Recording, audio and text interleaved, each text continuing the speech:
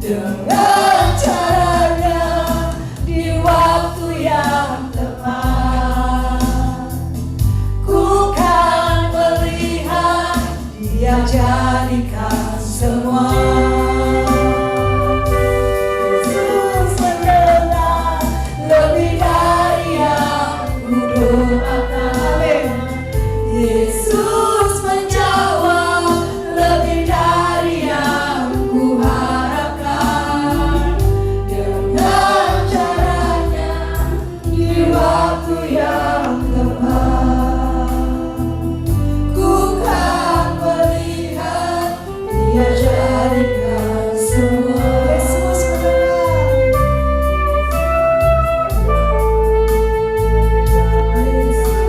mendengar lebih dari yang ku doakan. Yesus menjawab lebih dari yang ku harapkan. Dengan caranya di waktu yang tepat. Ku kan melihat Dia jadikan semua. Yesus mendengar lebih dari yang ku doakan. Yesus menjawab lebih dari yang ku harapkan. Dengan caranya di waktu yang tepat. Ku kan melihat Dia jadikan semua. Ku kan melihat Dia jadikan semua.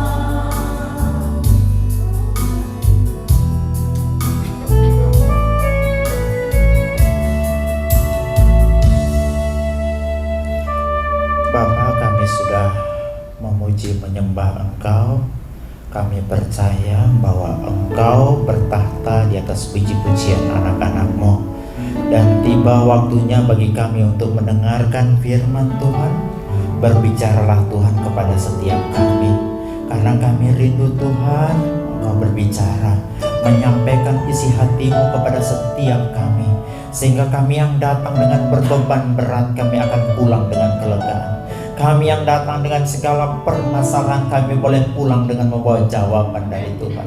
Kami percaya Tuhan, Engkau juga menyiapkan setiap hati kami menjadi hati yang gembur, yang siap ditaburi oleh benih kebenaran firman Tuhan. Sehingga apa yang disampaikan bukan olah pikir manusia, apa yang disampaikan bukan hanya logika manusia, tapi benar-benar adalah firman Tuhan yang akan mampu mengubah sikap hati kami, yang juga sanggup mengangkat di saat kami jatuh.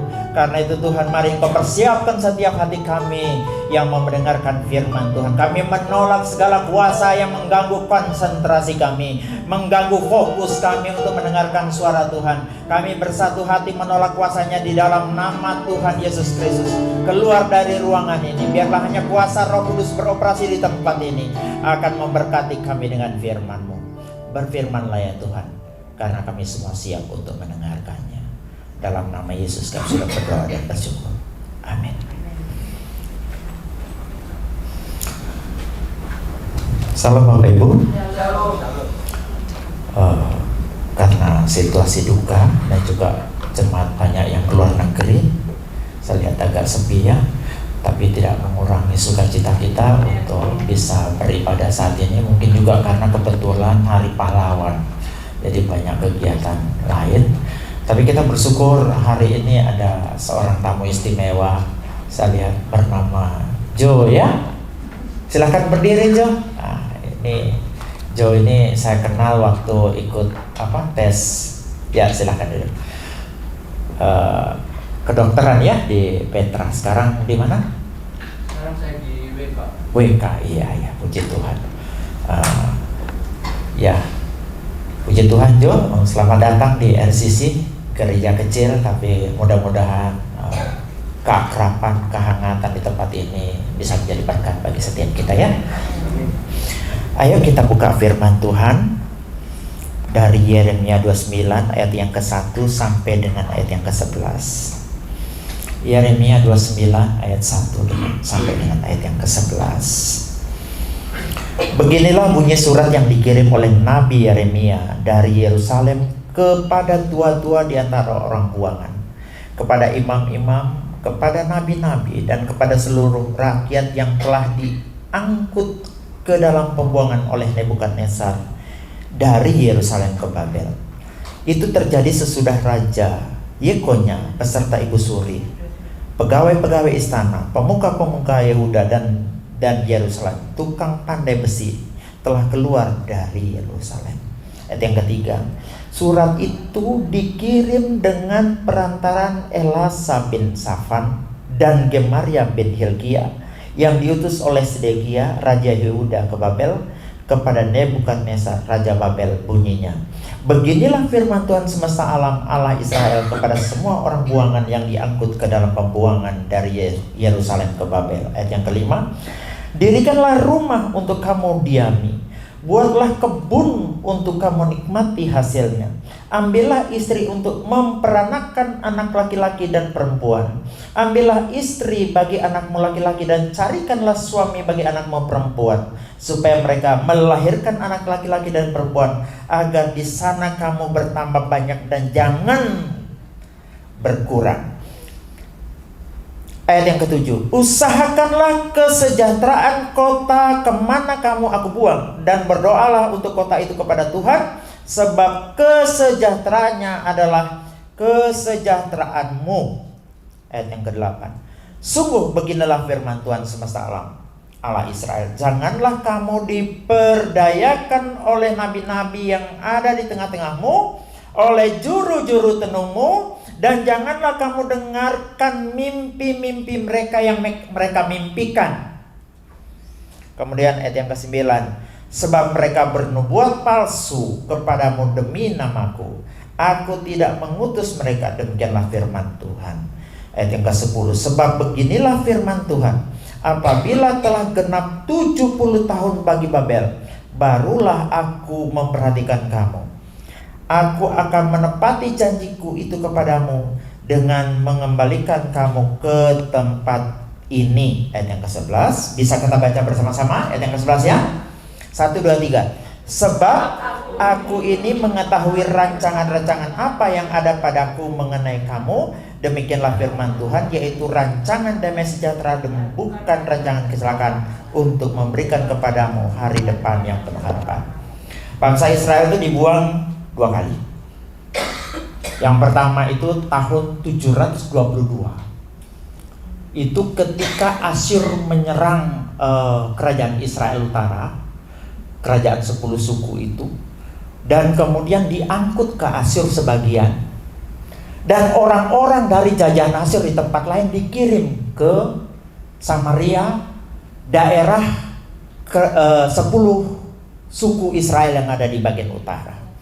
Sejak saat itu suku Israel itu bercampur aduk sampai-sampai mereka tidak mempunyai jati dirinya. Jangan heran kalau di kemudian hari Yesus ketika ketemu perempuan Samaria, mereka menganggap mereka tidak bersaudara, bahkan cenderung bermusuhan, karena memang orang-orang Samaria itu sudah kehilangan identitas diri karena sudah terjadi kawin campur sebagai akibat yang dilakukan oleh Asyur.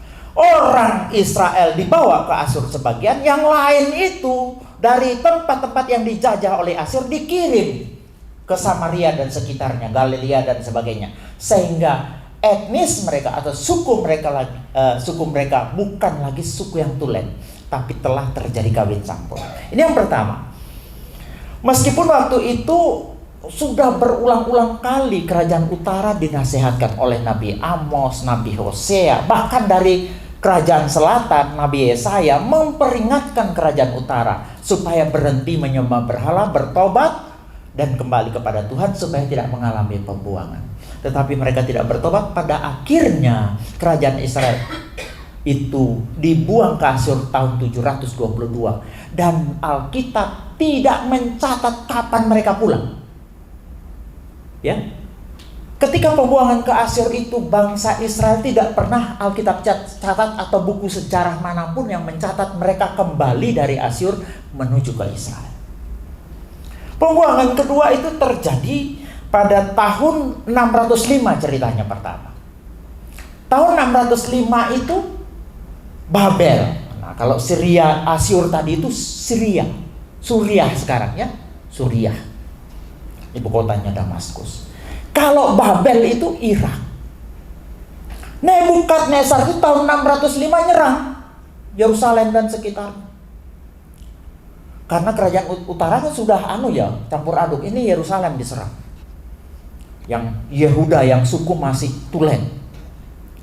Dibawalah, berhasil Yerusalem dikalahkan, ditawanlah berapa orang termasuk Daniel. Dengan konco-konconya itu dibawa dari Yerusalem ke Babel. Ini tahun 605. Diangkatlah Yehoyakim sebagai raja. Setelah Yehoyakim diangkat dia raja, dengan harapan mereka tidak akan memberontak atau melawan Babel, Nebukadnezar. Tapi tidak. Tahun 597 Yehoyakim memberontak. Nebukadnezar mengirim lagi pasukan mengepung Yerusalem kurang lebih selama 2 tahun. Dan Yehoyakim dikatakan di situ mati. Dan kemudian karena Yehoyakim mati digantikan oleh anaknya bernama Yoyakin. Ya, Yoyakin menjabat 3 bulan dan berhasillah Yerusalem jatuh lagi ke tangan Nebukadnezar, yaitu Raja Babel. Tahun berikutnya Yoyakin ini diganti oleh pamannya yang bernama Sedekia. Tahun 586 Sedekia memberontak, bergandengan tangan dengan Mesir melawan Irak, melawan Babel. Lagi Nebukadnezar serang. Akhirnya Sedekia di situ, anak-anaknya dibunuh di depan mata Sedekia, dan Sedekia dicungkil matanya, ditawan ke Babel. Saya cerita sedikit ini masalah pembuangan bangsa Israel, dan mereka dibuang ke Babel selama 70 tahun. Waktu pemulangan itu Zerubabel yang pimpin pertama, yang kedua Pak Esra, tapi bukan Esra Soro, ya. Yang ketiga Nehemia, bapaknya Pak Esra, ya. Jadi 3 gelombang itu memerlukan waktu kurang lebih 100 tahun baru bangsa Israel bisa kembali dengan secara pulih ke Yerusalem. Kenapa saya ceritakan begini ini? Masa pembuangan, karena yang kita baca tadi itu adalah surat yang dituliskan oleh Yeremia kepada orang-orang yang dibuang. Yang kita baca dalam Yeremia 29 itu adalah surat yang ditulis kepada orang-orang yang sedang dibuang di Babel. Yeremia mau katakan, sabar, kamu itu sedang diproses. Karena pembuangan itu bukan hukuman, tapi sebuah proses. Pembuangan itu adalah proses di mana engkau didisiplin oleh Tuhan, supaya engkau menjadi pribadi yang lebih baik. Makanya pada kesempatan kali ini kita akan belajar apa kata firman Tuhan. Ada 3 fakta tentang proses Tuhan menurut Alkitab. Tapi kita akan lebih fokus nanti kepada proses pendisiplinan, ya. Yang pertama, kita bahas dulu macam-macam proses Tuhan. Kita lihat di dalam Yohanes 15 ayat 1. Proses yang pertama ini namanya proses pembersihan, proses pemangkasan, proses pruning kalau di dalam istilah dunia pertanian. Kita lihat dalilnya dalam Yohanes 15 ayat 1. Akulah pokok anggur yang benar dan Bapakulah pengusahanya. Setiap ranting padaku yang tidak berbuah dipotongnya. Yang saya garis warna biru, setiap ranting yang berbuah dibersihkannya. Supaya apa? Supaya ia lebih banyak berbuah. Dalam hal inilah Bapakku dipermuliakan, yaitu jika kamu berbuah banyak, dan dengan demikian kamu adalah murid-muridku. Bapak Ibu, ketika kita tidak berbuah kita dipotong, tapi ketika kita berbuah sedikit kita dibersihkan. Ini proses namanya proses pembersihan. Saya dulu punya kebun kakao 3 hektarannya. Saya ternyata kakao itu kalau tidak angkas, tidak dibersihkan, dia cuma daun yang lebat. Dia harus dibuang daunnya, ranting-ranting yang nggak perlu itu dibuang dengan tujuan apa? Dengan tujuan supaya sari-sari makanan itu tidak hanya lari ke daun, tetapi mau menjadi buah. Ya, Tuhan juga mengutuk pohon ara karena hanya berdaun saja dan tidak berbuah. Yang jelas ketika Yesus menggambarkan dirinya sebagai pokok anggur yang benar, kitalah ranting-rantingnya, ranting-ranting yang berbuah sedikit itu dibersihkannya supaya lebih banyak berbuah. Proses pembersihan ini, proses pruning ini, proses di mana kita dibuang hal-hal yang mengganggu atau yang menghalangi kita berbuah. Banyak loh dalam hidup ini kita ini sering terhalang buah kita oleh sesuatu. Kadang pekerjaan. Ketika pekerjaan merintangi engkau berbuah, berapa lama Tuhan pangkas? Ketika uangmu menghalangi engkau berbuah, berapa lama Tuhan habiskan? Banyak cara Tuhan untuk melakukan pembersihan. Yang kedua, proses pengujian. Saya tahun 92 itu kerja di BUMN namanya Pracetak Sultan. Pracetak Sultan, ya.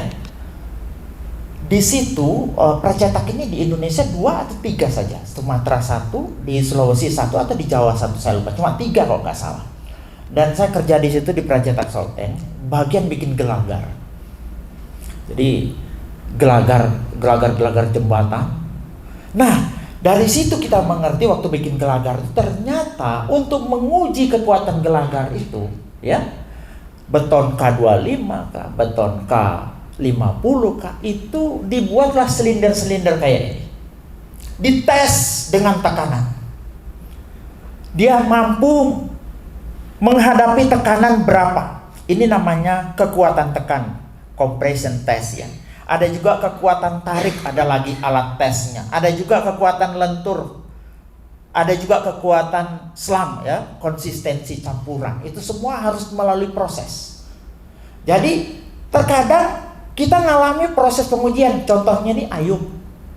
Ayub itu namanya proses pengujian. Karena apa? Hartanya habis, betul? Kambing dombanya habis, keledainya habis, apapun yang dipunyai habis. Setelah itu anak-anaknya habis, kesehatannya habis. Bahkan istrinya ikut mengata-ngatai dia, betul nggak? Semuanya habis. Ini ujian. Ini namanya proses pengujian. Dengan kata lain, si Petrus bilang begini dalam 1 Petrus ayat 6. Bergembiralah akan hal itu, sekalipun sekarang ini kamu seketika harus berduka cita berbagai-bagai pencobaan. Maksud semuanya itu ialah untuk membuktikan kemurnian imanmu yang jauh lebih tinggi daripada emas yang fana, yang diuji kemurniannya dengan api, sehingga kamu memperoleh puji-pujian, kemuliaan, dan kehormatan pada hari Yesus Kristus menyatakan diri. Ini namanya proses pengujian. Untuk apa? Untuk membuktikan kemurnian iman kita, membuktikan kekuatan daripada iman percaya kita. Yang ketiga ada namanya proses pemurnian. Saya nggak banyak di sini ya, saya percepat aja. Alkitab mengatakan bahwa kita itu seperti api tukang logam dan seperti tukang penatu. Tuhan, ia akan duduk seperti orang yang memurnikan dan mentahirkan perak. Ini bisa dilihat dalam Maleakhi 3:2 dan Maleakhi 3:3. Ini namanya pemurnian supaya kita bersih. Ini kalau dibawa dalam doktrin kekudusan, Bapak Ibu waktu percaya sama Kristus sudah kudus belum? Waktu pertama kali ngambil komitmen untuk percaya Yesus sudah kudus belum? Ya? Ya. Dalam doktrin kekudusan kita itu sudah kudus tapi baru posisi. Makanya orang Korintus hidupnya belum beres, disebut juga orang-orang kudus, tapi itu namanya kudus secara posisi. Yang kedua, itu kudus secara progresif. Nah, dari yang baru status tadi, dari hari ke hari, Roh Kudus akan membantu kita menjadi pribadi yang tambah hari tambah kudus. Ya, ini namanya pengudusan progresif atau progressive sanctification. Yang ketiga, sampai di ujung nanti targetnya kita itu harus sama seperti Kristus. Kuduslah kamu, sebab aku kudus. Ini namanya ultimate atau final sanctification. Semuanya proses. Ini namanya proses pengudusan atau pemurnian tadi. Yang keempat, proses pembentukan dan persiapan. Saudara, sebuah bejana diolah sedemikian rupa, dibuat halus sampai dia menjadi indah, tentunya punya tujuan untuk digunakan. Musa sebelum dipakai dia ngalamin namanya proses persiapan dan pembentukan. Nah, ada orang dipakai Tuhan, ujuk-ujuk langsung keluar dari dalam rahim sudah langsung dipakai. Tetap harus ada proses. Musa itu proses di Mesir itu 40 tahun. Makanya banyak menafsirkan bahwa Musa itu adalah seorang doktor, ada yang bilang master. Ya, setelah itu dia praktek lapangan 40 tahun. Di mana?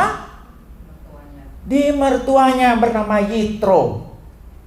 Ini praktek lapangan, praktek kerendahan hati dan sebagainya dibentuk di situ. Setelah 80 tahun diproses, baru dia dipakai oleh Tuhan. Proses yang 80 tahun itu namanya proses pembentukan dan persiapan. Makanya seorang hamba-hamba Tuhan sebelum dia melayani, dia dipersiapkan dulu. Sekolah dulu, habis sekolah bikaris dulu, habis bikaris baru ditabiskan jadi pendeta. Ya, gak bisa kita misalnya langsung gak bisa. Tetap harus mengikuti proses pembentukan. Ini bisa, karena banyak orang bilang sekarang orang sekolah teologi itu enak, gampang. Ini pulang setiap hari Jumat mau otaknya, Papa, ternyata sekolah teologi itu susah. Kenapa? Dia bilang, saya bingung karena teologi itu ternyata adalah ratu dari ilmu pengetahuan. Bapak Ibu yang belajar kedokteran, kita belajar ciptaan. Tapi ketika kita berbicara Tuhan, kita berbicara tentang pencipta. Ya, makanya jangan pernah berpikir sekolah teologi itu gampang, karena di dalamnya kita belajar filsafat, di dalamnya kita belajar sosiologi, ilmu budaya dasar, bahasa Yunani, bahasa Ibrani. Ada yang bilang, ngapain kita belajar bahasa Yunani, bahasa Ibrani? Loh, kalau tidak ada orang-orang seperti itu, siapa yang terjemahkan doa kita? Ya, yang Bapak Ibu bisa baca sekarang itu deh pakar-pakar itu yang memang sekolah secara khusus. Jadi saya pun sekarang ini ngulang lagi Yunani saya yang sudah sekian tahun dipelajari, ngulang lagi belajar, bikin diagram. Oh, bahasa Yunani ini jenis kelamin ini kata sandang. Wah, banyak proses yang harus kita ikuti. Nah, minggu depan yang khotbah di sini itu adalah dosen bahasa Yunani saya yang sekarang, ya. Minggu depan ke Jakarta. Jadi semuanya melalui proses. Yang kelima, itu ada proses pendisiplinan. Pembuangan bangsa Israel tadi itu adalah proses pendisiplinan. Karena mereka melakukan kesalahan. Dan sebenarnya proses pendisiplinan ini nggak perlu kalau mereka nggak melakukan kesalahan. Contoh, ada seorang anak muda bergaul salah, kemudian dia diberikan sanksi karena membunuh pacarnya. Dia didisiplin kurang lebih 10 tahun, 15 tahun penjara. Itu namanya pendisiplinan. Suatu konsekuensi yang harus kita ambil karena kita melakukan kesalahan. Nah, di dalam Ulangan 8 ayat 5, di sana menggunakan kata yasar, ya, yang sebenarnya mempunyai arti disiplin atau menghajar. Saya akan bahas banyak itu, yang nanti poin kedua akan bahas secara banyak. Jadi kesimpulannya begini, proses Tuhan itu bermacam-macam. Ada proses pembersihan, ada proses pengujian, ada proses pemurnian atau pengudusan, ada proses pembentukan atau persiapan, ada proses pendisiplinan. Kalau begitu, adakah kita bisa lolos dari proses? Pengudusan berlaku seumur hidup. Pemurnian berlaku. Pembentukan persiapan bagi Bapak Ibu yang mau melayani sungguh-sungguh dibentuk dan dipersiapkan. Mau kemana kita lari? Selalu ada proses yang kita temui. Betul tidak? Bapak Ibu mau pindah rumah dari Indonesia ke Kutub Utara, proses itu ada. Bapak Ibu mau pindah kerja dari abdi negara pindah ke perusahaan swasta, Bapak Ibu tetap ketemu proses. Entah proses pemangkasan, entah proses pengudusan, entah proses pendisiplinan, atau proses-proses lainnya, tetap ketemu yang namanya proses. Bapak Ibu mau pindah benua, dari benua Asia ke Australia, dari Australia pindah ke Amerika, mau menghindari proses, tidak bisa. Pasti ketemu yang namanya proses. Oh, pindah keluarga, dari keluarga A, dari istri pertama ke istri kedua misalnya, mau menghindari proses, tidak bisa. Di sana ada proses juga. Mau pindah gereja, berharap tidak ada proses, tetap ada proses. Mau dari GSJS, mau pindah ke GDJS. GSJS itu apa? Gereja 1 jam saja. Kalau GDJS, gereja 2 jam saja. Itu? Atau GTJS, gereja 3 jam saja. Mengharap mau berpindah. Oh, kalau di gereja sana saya enak, saya nggak diproses. Mau ke lubang semut Bapak Ibu kita pergi, proses Tuhan tetap akan kita ketemu. Entah pemangkasan, entah itu pemurnian, entah itu pengudusan, entah itu pendisiplinan, tergantung apa target Tuhan dalam hidup kita. Makanya saya sekarang punya prinsip kayak lagu Jawa, aku rarewel Tuhan. Ya, jangan rewel. Karena kalau Anda rewel, kemanapun Anda mau pergi tetap akan diproses. Ayo kita lihat tulisan kata-kata bijak ini. Ya, ini supaya kita mengerti. Karena kemanapun kita pergi akan ketemu proses. Ini kata-kata bijak ini sangat menguatkan. Setiap orang yang kita ketemui adalah guru. Ya, setiap orang yang kita ketemui adalah guru. Setiap tempat yang kita datangi adalah kelas tempat kita belajar. Dan setiap kejadian yang kita alami adalah pelajaran. Makanya sekarang saya belajar, Bapak Ibu, ketemu siapa saja saya anggap itu guru saya, yang akan mengasah saya menjadi pribadi yang lebih baik. Karena mau kemanapun kita pergi, proses itu tetap terjadi. Kata bijak yang kedua, jangan pernah menyesal karena mengenal orang lain dalam kehidupanmu. Sebab orang yang baik akan memberimu kebahagiaan, orang yang buruk akan memberimu pengalaman, dan orang yang jahat akan memberimu pelajaran. Ketemu siapapun, itu akan menjadi guru bagi hidup kita.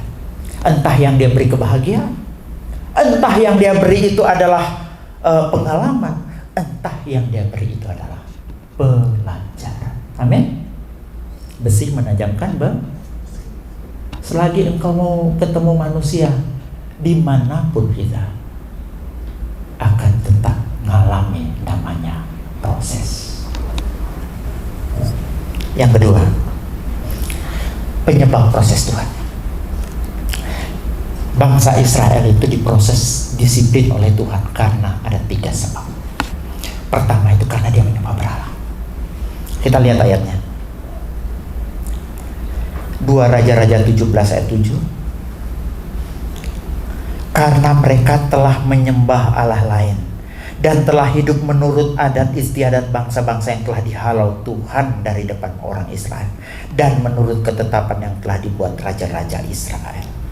2 Raja-Raja 17 ayat 12. Mereka beribadah kepada berhala-berhala, walaupun Tuhan telah berfirman kepada mereka, janganlah kamu berbuat seperti itu. Yeremia 2:13. Sebab 2 kali umatku berbuat jahat, mereka meninggalkan aku, sumber air yang hidup, untuk menggali kolam bagi mereka sendiri, yaitu kolam yang bocor yang tidak dapat menahan air.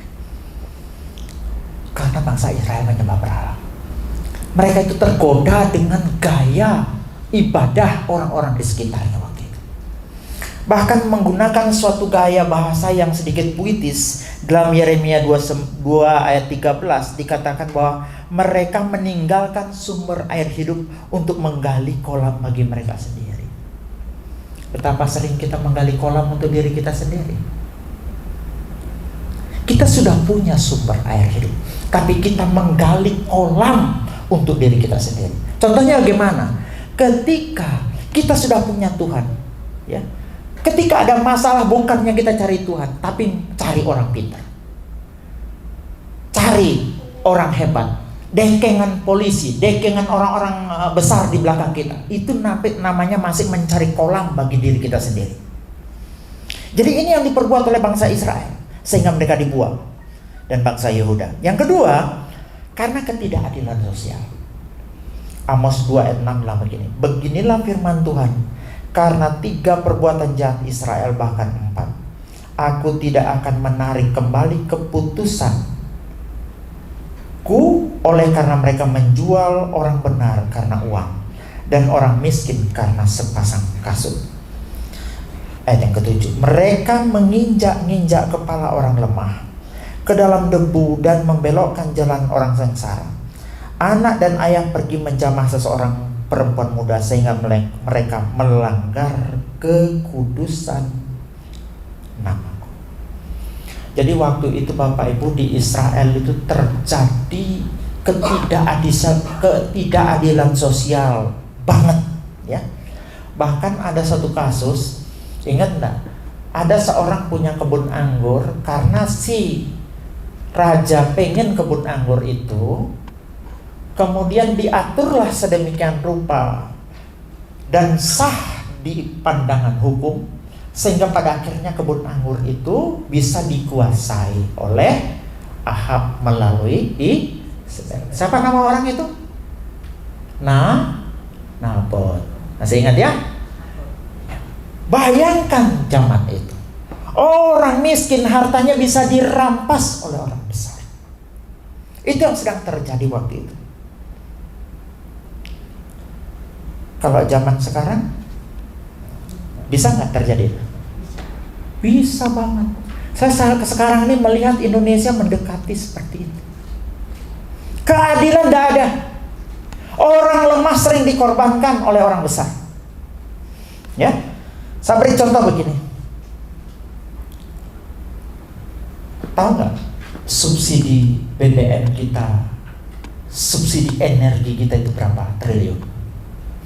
Dalam APBN 2024, jumlah subsidi untuk energi.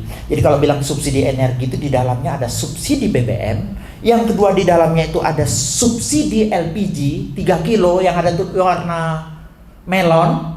Itu disubsidi. Yang ketiga ada subsidi listrik 450 sampai 900. Itu ada subsidinya. Tahu nggak berapa uang negara yang dianggarkan untuk membantu orang-orang susah semacam itu? Itu tahun 2024 itu 246,5 triliun. Tapi apakah semuanya sampai? Makanya ada mafia BBM. Bapak Ibu kalau pergi ke Indonesia Tengah dan Indonesia Timur, mau beli solar susahnya minta ampun, ngular sampai berkilo-kilo, bermalam-malam orang antri di situ. Kemana solarnya? Bukankah solar itu disubsidi pemerintah? Inilah yang disebut dengan mafia migas. Saya berharap banyak waktu itu ketika pejabat-pejabat yang saya anggap rohani akan bisa memecahkan masalah itu. Kalau di Surabaya sini beli solar gampang. Di Sulawesi sana, Bapak Ibu mau beli solar, mau beli bensin, Pertalite yang disubsidi, itu antri panjang sekali. Apa yang terjadi? Ketidakadilan sosial. Uang yang disubsidi itu tidak tahu siapa yang bermain. Kemana itu barang yang disubsidi itu, sehingga solar tidak sampai kepada masyarakat. Dan Tuhan marah sekali dengan yang begini-begini. Kalau listrik saya rasa masih aman. Tabung LPG yang warna melon itu harga aslinya sekitar 16.000. Itu sampai di tempat-tempat tertentu yang dipercaya, yang punya izin, itu sudah berubah harga. Padahal biayanya itu ditanggung oleh siapa? Pemerintah. Ketidakadilan sosial luar biasa. Dan ini terjadi pada zaman Israel itu. Sehingga Tuhan marah. Yang memicu bangsa Israel itu dibuang dan didisiplin itu adalah karena ini. Merampas hak-hak orang miskin. Pupuk katanya disubsidi. Kalau Bapak Ibu petani, syarat ngurusin pupuk subsidi itu adalah ngurus RDKK. Ya, karena saya pejabat dulu saya tahu. Ngurus RDKK. Tanda tangan. Yang penting kelompok tani itu masuk dalam simultan aplikasinya itu. Tapi kemana? Petani tidak kebagian pupuk. Dah tahu lari kemana itu pupuk. Ini terjadi kalau dalam bangsa kuno dulu, bangsa Israel kuno. Dan Tuhan marah sekali.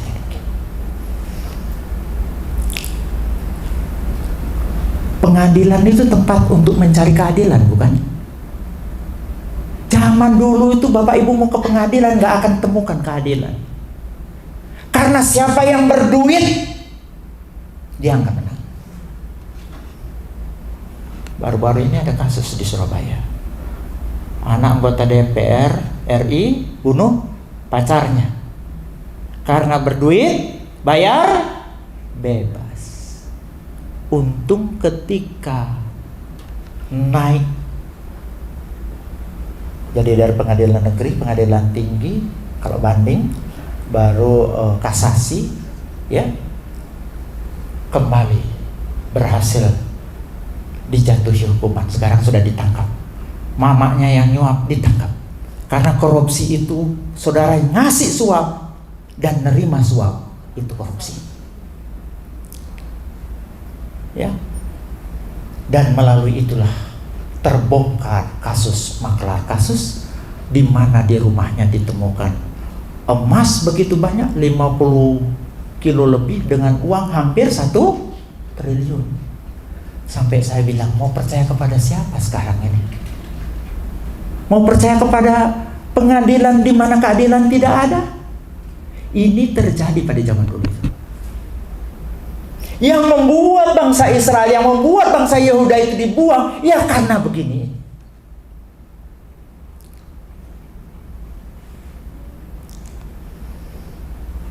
Hukum tajam ke orang miskin. Hukum tajam ke bawah, tumpul ke atas. Zaman dulu begitu. Makanya Bapak Ibu, itu yang memicu bangsa Israel itu keluar, dibuang ke tempat pembuangan. Yang ketiga penyebabnya, tadi pertama berhala, yang kedua tidak adanya keadilan sosial, hidupnya itu menekan orang susah, ya, nyuri hak-hak orang miskin. Yang ketiga, mereka menolak firman Tuhan dan para nabi. 2 Tawarik 36 ayat 15. Namun Tuhan Allah nenek moyang mereka berulang-ulang mengirim pesan melalui utusannya. Saya garis merah itu. Karena ia sayang kepada umatnya dan tempat kediamannya. Tetapi mereka mengolok-ngolok utusan-utusan Allah itu, menghina segala firman-Nya dan mengejek nabi-nabinya. Jadi zaman dulu orang tidak hormat sama nabi-nabi itu sudah ada. Kalau sekarang banyak orang tidak hormat pada pendeta-pendeta, wajar. Karena dari zaman dulu juga sudah kayak begitu. Apa yang disampaikan hamba Tuhan, apa yang disampaikan para nabi itu seperti mereka tidak mau dengar, bahkan diolok-olok oleh mereka.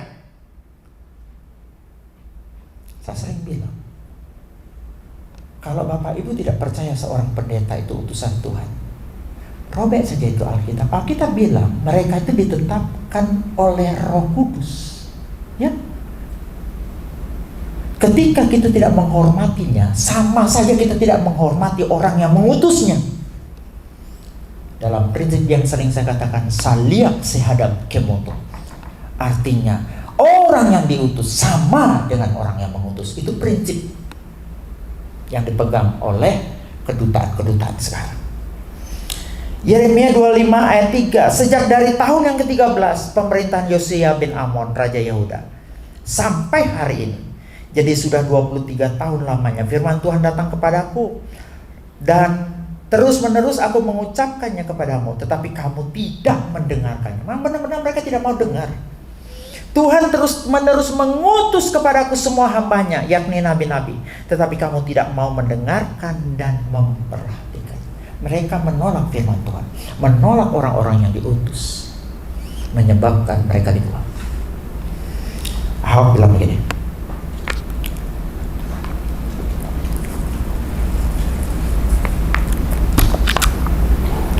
orang miskin jangan lawan orang kaya, gak menang kamu. Orang kaya jangan lawan pejabat atau orang berkuasa, ya. Orang miskin jangan lawan orang kaya, gak menang kamu. Tapi orang kaya jangan ngelawan pejabat atau orang yang punya kekuasaan atau orang yang sedang berkuasa, bangkrut kamu. Bambang Pacul mungkin saya jelaskan dulu siapa Bambang Pacul ini. Ini adalah wakil ketua MPR sekarang 2024 sampai 25 dari partai PDIP. Dia ngomong begini, jangan coba-coba lawan orang baik dan orang cantik. Ternyata saya mikir lama, apa maksudnya jangan ngelawan orang baik dan orang cantik. Dia bilang begini, ternyata artinya menghindari, ya, pertikaian dengan orang yang lebih unggul dalam hal moralitas dan kepribadian. Ketika di pasar saya nyuri, orang di pasar teriak, maling, maling. Sementara orang pasar kenal semua bahwa saya pendeta. Mereka percaya kira-kira? Tidak percaya karena dianggap saya orang baik. Begitu juga orang cantik. Ada orang jelek, ada orang cantik, ada orang kehilangan. Bahwa dia ini nyuri. Orang tidak percaya. Pasti yang dituduh nyuri orang jelek. Bambang Pacul bisa ngomong kayak begitu. Ternyata di falsafah, ternyata dia dapat juga dari kakeknya omongan semacam itu. Tapi konstitusionalisme dia mau bilang begini, ini dia. Siapapun kamu, miskinkah kamu, kaya pun kamu, berkuasa pun kamu, baik pun kamu, atau cantik pun kamu, jangan lawan firman. Tadi bilang jangan lawan orang kaya, ya toh? Jangan lawan orang berkuasa, jangan lawan orang baik, jangan lawan orang cantik. Tapi saya bilang begini, siapapun kamu itu, entah kamu miskin, kaya, berkuasa, baik ataupun cantik, jangan lawan firman, karena kamu pasti celaka dan binasa. Amin. Jangan coba-coba lawan firman. Bangsa Israel coba-coba lawan firman. Orang miskin jangan lawan orang kaya, kalah. Orang kaya jangan lawan orang berkuasa, kalah. Ingat kasusnya Isabel, yang dia lawan siapa? Elia. Siapa yang menang? Elia lawan Isabel, siapa yang menang? Ya. Tapi akhirnya siapa? Elia. Karena di belakang Elia siapa? Tuhan. Musa lawan Firaun, siapa yang menang? Sedekia ketika diingatkan, dia coba melawan perintah yang disampaikan oleh Nabi Yeremia. Siapa yang kalah? Sedekia. Saya cuma bilang, orang miskin jangan lawan kaya, kalah. Orang kaya jangan lawan orang punya jabatan, orang punya kekuasaan, bangkrut. Tapi orang punya jabatan yang coba-coba lawan orang yang diutus Tuhan, kalah kamu, celaka kamu, binasa kamu. Siapa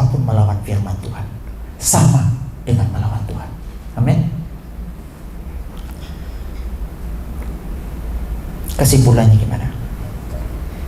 Penyebab pembuangan itu adalah pertama berhala, yang kedua ketidakadilan sosial, dan penindasan yang ketiga penolakan terhadap firman Tuhan dan para nabi.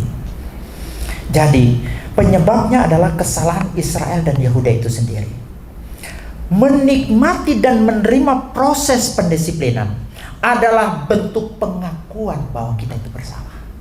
Jadi kalau tahu diri sudah salah, makanya dibuang. Jangan menolak dibuang. Karena ketika kita menolak dibuang, sama dengan kita menolak untuk diproses. Ya, di sana dong.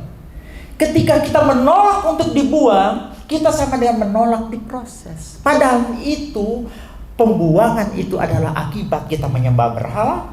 Yang kedua tadi, apa? Ketidakadilan sosial. Yang ketiga apa? Menolak firman Tuhan dan nabi-nabinya. Jadi ketika kita menerima disiplin Tuhan, sama dengan kita mengakui bahwa kita bersalah di hadapan Tuhan. Banyak orang sekarang protes kalau didisiplin. Saya beri contoh. Seorang bapak misalnya atau seorang ibu selingkuh. Contoh ya. Ketika suatu saat rumah tangganya hancur. Rumah tangganya hancur, ekonominya hancur dan sebagainya hancur. Tapi ketika dia baru ke gereja 1 minggu, sudah minta merasa berhak supaya dia tidak dihukum. Tuhan, saya kan sudah bertobat, saya sudah 1 minggu ini ke gereja, saya sudah 1 bulan beribadah, saya sudah 1 bulan sekarang rajin baca Alkitab. Seolah-olah kita merasa berhak, kita men-skip, melewati sanksi yang Tuhan berikan. Hamba beritahu, tidak bisa seperti itu. Kita menerima didisiplin oleh Tuhan adalah bentuk pengakuan bahwa apapun yang kita terima itu, apapun yang kita alami adalah konsekuensi daripada kesalahan kita sendiri. Yang ketiga, terakhir, berapa lama proses Tuhan? Tadi yang pertama bermacam-macam proses Tuhan. Yang kedua, apa penyebab proses Tuhan? Yang ketiga, berapa lama proses Tuhan? Berapa lama bangsa Israel dibuang di Babel? 70 tahun. Lihat ayatnya Yeremia 29 ayat 10. Sebab beginilah firman Tuhan, apabila telah genap 70 tahun bagi Babel, barulah aku memperhatikan kamu. Aku akan menepati janjiku itu kepadamu dengan mengembalikan kamu ke tempat ini. Nubuatan Yeremia ini dikonfirmasi oleh Daniel 9 ayat 2. Pada tahun pertama kerajaan itu, aku Daniel memperhatikan dalam kumpulan kitab jumlah tahun yang menurut firman Tuhan kepada Nabi Yeremia akan berlaku atas timbunan puing Yerusalem, yakni 70 tahun. Lamanya proses Tuhan terhadap kita itu pasti beda-beda, tergantung jenis proses apa yang kita alami.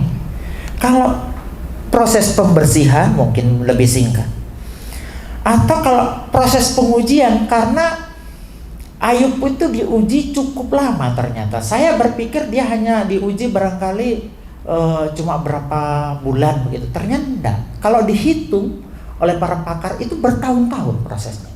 Jadi dia ngalami musibah itu enggak serta-merta berapa hari kemudian, berapa minggu kemudian, atau berapa bulan kemudian langsung berubah lagi, langsung sehat, punya anak, langsung punya harta banyak, dan seperti itu.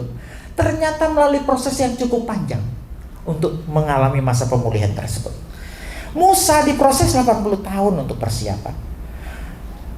Yusuf diproses 13. Ya. Dia dipanggil, dibuang ke sumur umur 17. Kemudian dia jadi Perdana Menteri umur 30. Berarti 13 tahun dia diproses. Kemudian Daud diurapi umur 15 sampai 17. Dan dia menjadi raja umur 30. Berarti kurang lebih 15 tahun tambah dia menjadi raja full atas Israel umur 37,5 atau 38 tahun. Jadi dia kurang lebih 20 tahun lebih diproses oleh Tuhan. Jadi setiap orang itu berbeda-beda prosesnya, tergantung apa penyebabnya dan jenis proses apa yang dia alami. Jadi kalau Bapak Ibu nanti melihat bagaimana mereka dibuang ke Babel, akhirnya tahun 538 sebelum Masehi, Koresi memulangkan mereka. Pemulangan pertama ini dipimpin oleh Zerubabel. Tahun 515 sebelum Masehi, Bait Allah itu dibangun ulang. Yang tadi dihancurkan oleh Nebukadnezar dibangun ulang.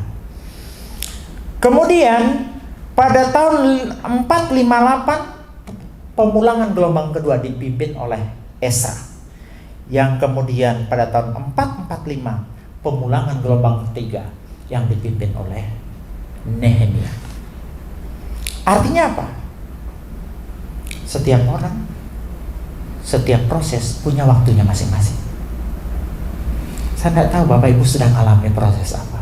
Mungkin pembersihan, mungkin pemurnian, mungkin pengujian, mungkin pendisiplinan. Dan Tuhan punya waktunya dan kita harus bersabar dengan waktu Tuhan. Jangan berusaha men-skip waktunya Tuhan. Karena apa? Karena kita harus belajar menikmati proses Tuhan. Ini dikatakan dalam suratnya Yeremia yang dia tulis. Coba ayat yang keempat. Beginilah firman Tuhan semesta alam, Allah Israel kepada semua orang buangan yang diangkut ke pembuangan dari Yerusalem ke Babel. Dirikanlah rumahmu untuk kamu diami. Buatlah kebun untuk kamu nikmati hasilnya. Ambillah istri untuk memperanakan anak laki-laki dan perempuan. Ambillah istri bagi anakmu laki-laki dan carilah suami bagi anakmu perempuan, supaya melahirkan anak laki-laki dan perempuan, agar di sana kamu bertambah banyak dan jangan berkurang.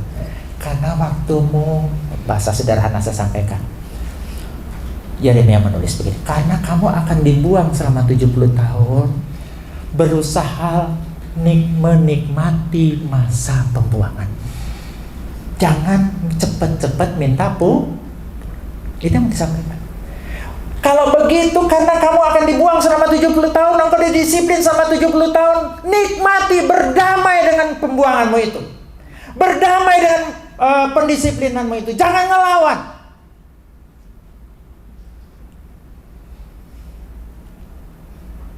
Nikmati itu. Yang kedua, jangan memberontak. Ini ayat yang ketujuh. Usahakan kesejahteraan kota kemana kamu aku buang. Berdoalah untuk kota itu kepada Tuhan, sebab kesejahteraannya adalah kesejahteraanmu. Yoyakim memberontak. Dia terima ganjaran tambahan. Sedekia memberontak. Seharusnya sudah diingatkan oleh Yeremia dalam Yeremia 27-12. Dia ngomong begini, Yeremia kepada Sedekia. Aku telah berbicara dengan cara yang sama, kataku. Taruhlah tengkukmu ke bawah kuk raja negeri Babel. Taklukkanlah kepadanya dan kepada rakyatnya, maka kamu akan hidup. Sudah diingetin. Bahasa sederhananya, Yeremia bilang begini sama Sedekia. Sedekia, ojo ngelawan. Awakmu itu loh. Oh, kayak iso bahasa Jawa. Oh iya. Kamu tuh loh mau dibuang di sana tuh 70 tahun. Jangan coba-coba lawan. Tapi angel tuturan. Angel tenan tuturan.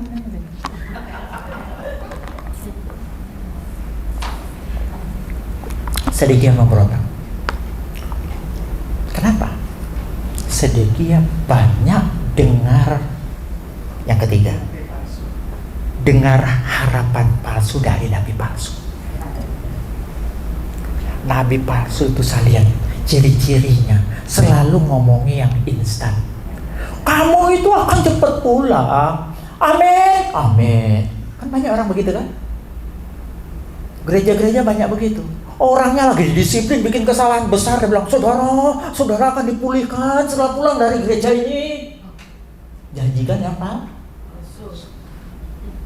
Ini yang dilakukan oleh Semaya. Janji palsu.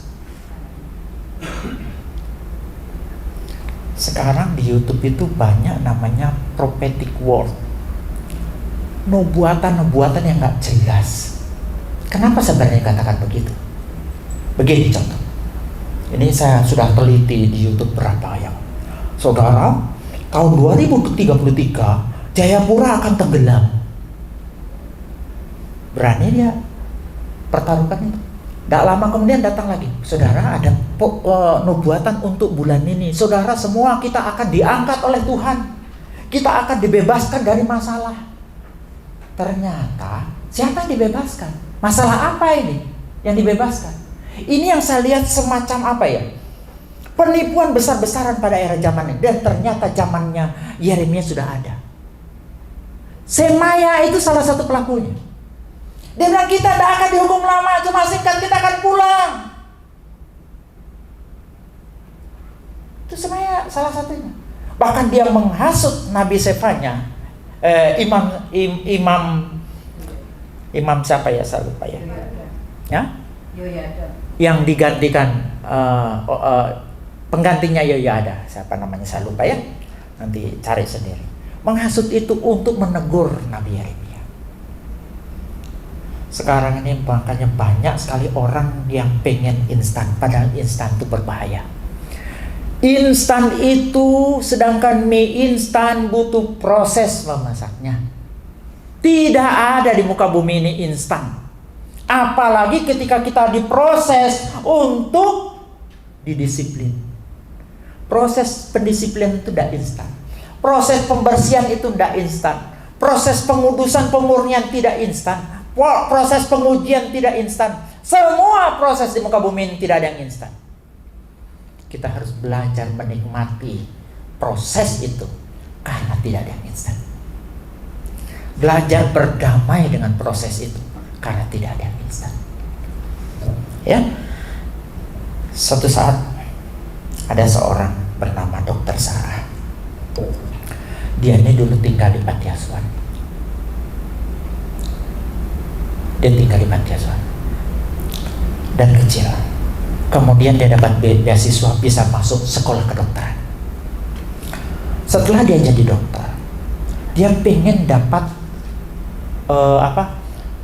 untuk bisa masuk lolos mengambil spesialis di bidang anak. Ya, 5 tahun dia ini sudah tamat kedokteran, mau masuk jurusan spesialis, padahal dia cum laude. Gak ada yang terima. Semua tes yang dia ikuti tidak mau meloloskan dia untuk bisa ngambil spesialis anak. Akhirnya dia kerja di sebuah klinik di Jakarta. Kerja di sebuah klinik, dia melayani ibu-ibu di sana dalam kelas-kelas kecil. Dia mengajar di sana, mengajar ibu-ibu untuk memperhatikan kesehatan dan pentingnya imunisasi. Singkat cerita, apa yang dilakukan oleh Ibu Sarah ini di kemudian hari didengar oleh LSM dan didengar juga oleh profesor di mana sekolahnya dulu dia belajar. Profesor itu datang ke sana dengan wartawan dan LSM, mewawancarai ibu ini tentang apa yang dia lakukan terhadap ibu-ibu di klinik lingkungannya tersebut. Singkat cerita, profesor ini narik dia, menyekolahkan dia dengan beasiswa. 15 tahun kemudian, Dr. Sarah ini menjadi dokter spesialis anak yang mempunyai banyak cabang di Jakarta, di mana banyak membantu sehingga orang-orang stunting, orang-orang gizi buruk itu bisa dientaskan. Kemudian dia menulis begini. Dulu aku berpikir Tuhan menunda mimpiku, katanya dalam sebuah wawancara. Tapi sekarang aku mengerti dia tidak menunda, dia mempersiapkan. Setiap penolakan, setiap air mata, setiap hari yang kuhabiskan di klinik kecil itu adalah bagian dari prosesnya. Mempersiapkan aku untuk sesuatu yang jauh lebih besar dari yang pernah kubayangkan. Amin. Dr. Sarah menikmati proses. Jangan lawan proses Tuhan. Saya cerita lagi satu. Bahayanya sesuatu yang instan. Pada tahun 1958 sampai 1962 ini kemudian kapan hari dicerita oleh Pak Nehemia. Ini namanya Mao Zedong atau Mao Zedong. Ya, Pak Nehemia cerita Kamis kemarin. Dia ini maunya instan. Negara Tiongkok yang agraris itu mau dirubah seketika menjadi negara industri, sama seperti negara Amerika, sama seperti Rusia pada zaman itu. Makanya dia membuat sebuah kebijakan yang bernama lompatan jauh ke depan. Ini silakan Bapak Ibu searching sendiri di internet bagaimana gebrakan yang dia buat ini, lompatan jauh ke depan, itu kemudian hari gagal karena berusaha ingin dilakukan secepat mungkin dan secara instan. Pertanian dikuasai oleh pemerintah, sawah-sawah padi-padi, dan dikelola dengan caranya pemerintah. Bapak Ibu tahu caranya mereka mengelola padi? Ditanam rapat banget dengan sistem pengairan yang buruk. Jadi padi itu kan harus ditanam dengan ada jarak. Ini saking padatnya ditanam, akhirnya tidak mau berbuah bagus. Ya, ini yang dibuat oleh Mao Zedong ini. Pada akhirnya petani itu juga dipaksa untuk mengolah baja. Di setiap rumah itu ada tempat pengolahan besi baja.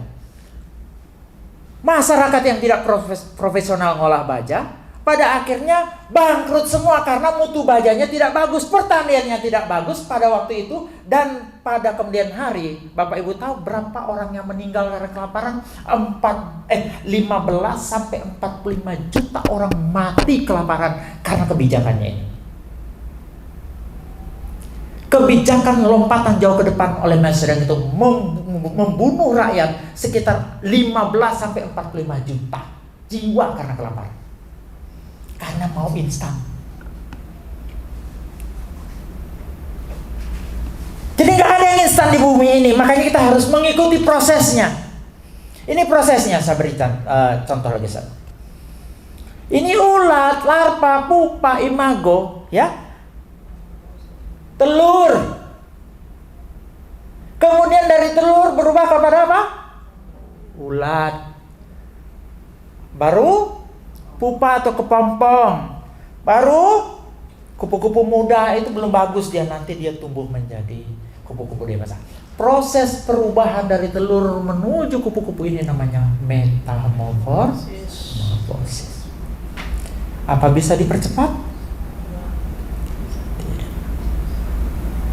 Ulat dari telur jadi ulat, ulat jadi kepompong. Pernah ada yang coba kepompongnya itu dibuka dengan harapan supaya ulatnya cepat keluar dan jadi kupu. Ternyata ulatnya glebosi, ya. Dia ternyata tidak punya energi yang cukup untuk memompa sehingga sayap-sayapnya itu menjadi keluar. Begitu juga kalau kita tidak manut pada proses Tuhan. Proses Tuhan itu punya waktu, kita tidak bisa mempercepatnya kecuali menikmatinya. Amin. Kita nikmati proses Tuhan, berdamai dengan proses Tuhan. Tuhan, saya kok hari ini ngalami masalah gini, bisa jadi itu pemangkasan. Tuhan, saya kok hari ini ngalami masalah ini, bisa jadi itu pemurnian.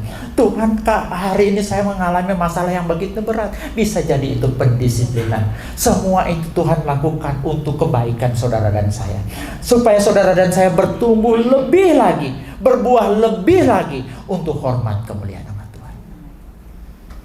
Apapun yang terjadi adalah proses Tuhan untukmu. Dan satu hal pesan saya, ternyata ketika Tuhan mau prosesmu, ketika bahkan bangsa Israel dibuang ke Babel, Tuhan tidak pernah tinggalkan mereka. Amin. Mungkin perlu waktu, tapi Tuhan terus bekerja untuk mendatangkan kebaikan bagi setiap orang yang percaya kepadanya. Tuhan Yesus